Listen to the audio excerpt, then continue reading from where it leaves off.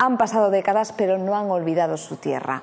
134 migrantes, 134 gallegos de más de 65 años han regresado a Galicia gracias al programa Reencontros na Terra de la Secretaría Xeral da Emigración.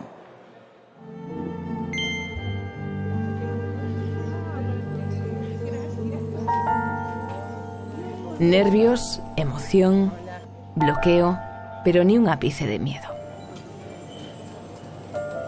Silencios cargados de significado. 27 años son demasiados para estar lejos de un hermano. Lo sabe bien María, que después de una década regresa hoy a su tierra, Lalín, desde Buenos Aires.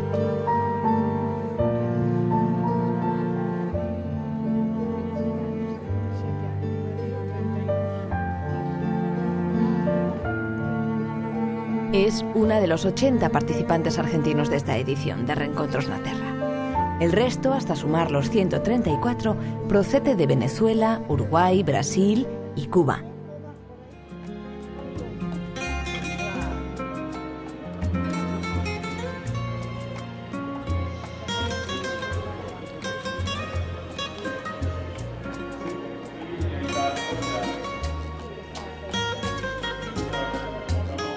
Este programa de la Secretaría Xeral da Emigración surge hace años con un objetivo claro: acercar a su tierra y a sus familiares a aquellos emigrantes gallegos mayores de 65 años que no tienen la capacidad de volver.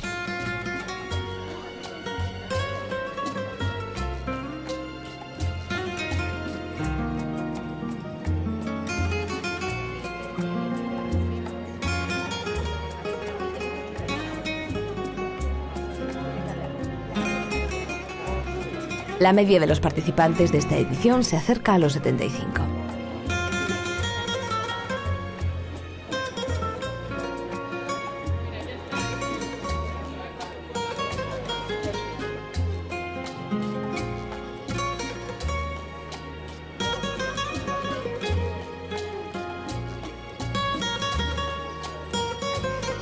El programa se realiza a lo largo de 3 meses. Pasados 15 días, los beneficiarios de la iniciativa pueden quedarse un poco más con sus familiares. Una oportunidad única de recuperar sus raíces.